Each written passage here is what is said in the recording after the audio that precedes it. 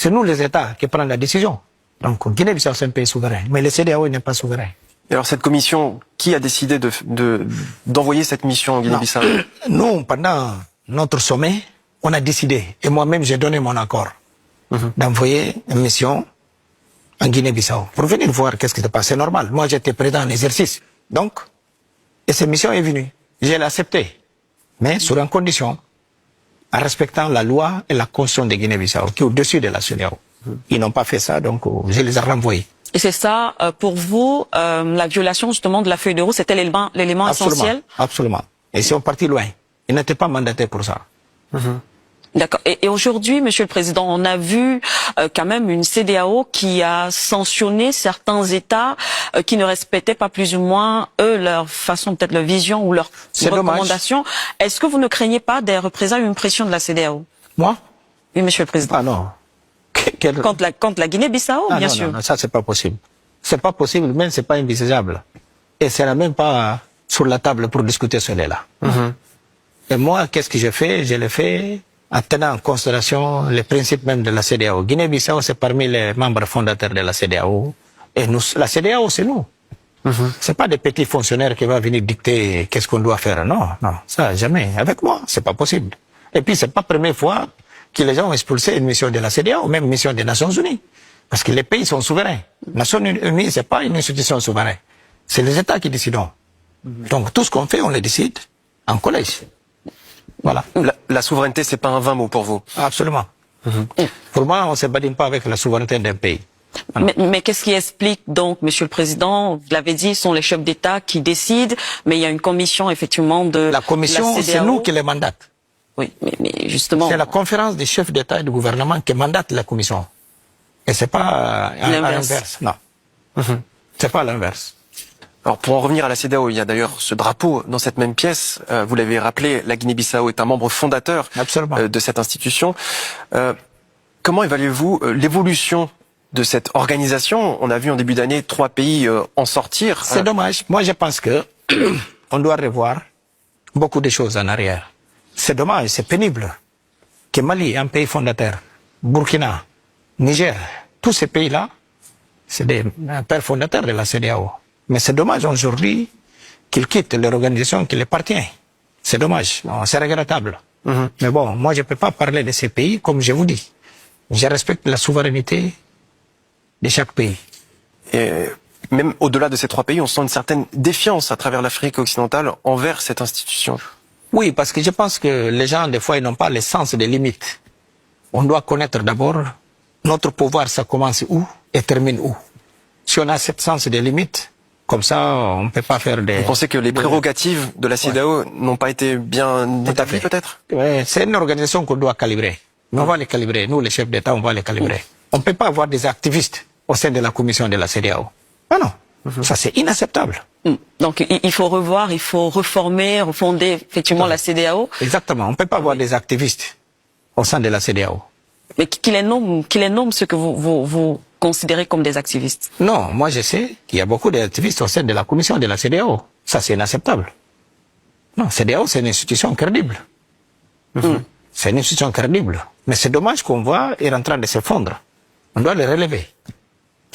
Et avec quels objectifs doit défendre la CEDEAO?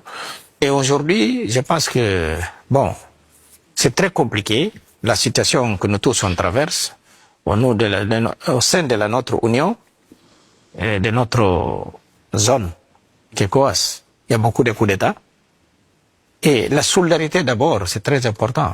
Parce que si on n'avait pas géré ces situations de Mali, Burkina, et Niger, on n'aurait pas perdu ces 3 pays frères. Mais c'est dommage qu'on a perdu ces 3 frères. Mais je pense que c'est possible encore, les retrouvailles. C'est possible même avec la création d'une autre organisation. Non, c'est possible, oui, c'est possible. C'est possible. Je pense que le bon sens. Oui. Voilà, parce que la population c'est la même, comme je vous dis. Et des fois, c'est une question d'incompréhension. Très banal. Justement, le malentendu, je pense que ça a été là. C'est quand il y a eu des menaces d'intervention armée, en Niger en particulier, et ça a braqué les dirigeants des pays concernés. Oui, mais même celle-là, c'est de notre faute. On pouvait utiliser notre stratégie, mais malheureusement. Mais aujourd'hui, je pense qu'il ne faut pas regarder à la rétroviseur. Il faut regarder en avant pour qu'on puisse sauver la CEDEAO. Mais c'est dommage toujours qu'on a des gens dans la CEDEAO qui commettent. Regarde l'erreur qu'ils voulaient commettre ici. Ils voulaient nous amener dans une crise politique profonde. Ça, c'est inacceptable. C'est pas le rôle de la CEDEAO. Faire une feuille de route. Ici, il y a la loi. Il y a la loi. Oui. Ici, le président de la République, nous, par exemple, dans des années dans l'année des élections, c'est de 23 octobre au 23 au 25 maximum novembre. Même moi, j'avais fait comme une erreur, c'est pas 30. Là, on va rappeler les élections au 23 novembre. Parce qu'il y a la Constitution et les lois électorales. Tu ne peux pas sortir de ce cadre.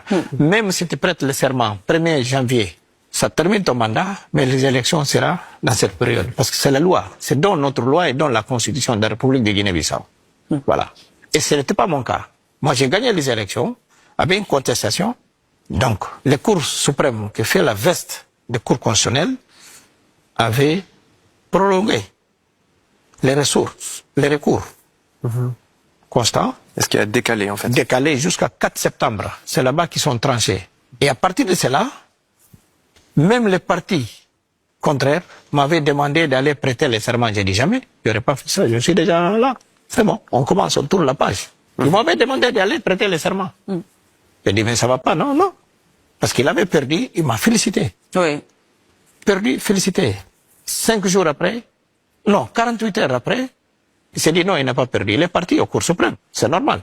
C'est dans son droit. Mais donc, voilà, le Cour suprême, c'est le même qui est là. Aujourd'hui, il ne peut pas prendre une mesure où ce n'était pas favorable à lui. Il faut dire qu'ils ne sont pas bien. Non, non. Et le CEDEAO doit suivre la loi de la République de la Guinée-Bissau. De la Guinée-Bissau. Pas juste la République de Guinée-Bissau. Dans tous les pays membres. Parce que les pays sont souverains. La CEDEAO n'est pas une institution souveraine. Mais c'est vrai que peut-être c'est une cuisine, c'est la cuisine interne, mais avec cet épisode justement avec la commission de la CEDEAO, est-ce que, Monsieur le Président, il y a eu un retour de vos homologues de la sous-région? Non. Ok. Non, on retour de rien. On se connaît. On se connaît. La page est tournée, on peut dire. Oui, la page est tournée, on suit en avant. Et moi, je m'occupe de mon pays, chacun. Être président en exercice de la CEDEAO, c'est pas dire que tu es président en Guinée-Bissau. Moi, j'étais président en exercice. Mais je n'étais pas président au Sénégal, ni au Nigeria. Mais le Nigeria, il a son président. S'il y a un souci, je prends mon téléphone, j'appelle Macky, j'appelais Tinubu à l'époque, au président Bouhari et les autres, que je peux appeler pour lui demander, mon frère, qu'est-ce que c'est pas? C'est juste ça. De manière courtoise et respect, et poli. C'est pas pour arriver, ah non, non, non, non. Mais attends, nous sommes des collègues plutôt, qu'être chef de l'autre, non. Alors, on comprend, Monsieur le Président, effectivement, vous l'avez dit, la page est tournée. On reste quand même, toujours en ce qui concerne la Guinée-Bissau, la sous-région. Vous êtes au cœur d'une médiation avec confident. On parle de la Casamance, par exemple.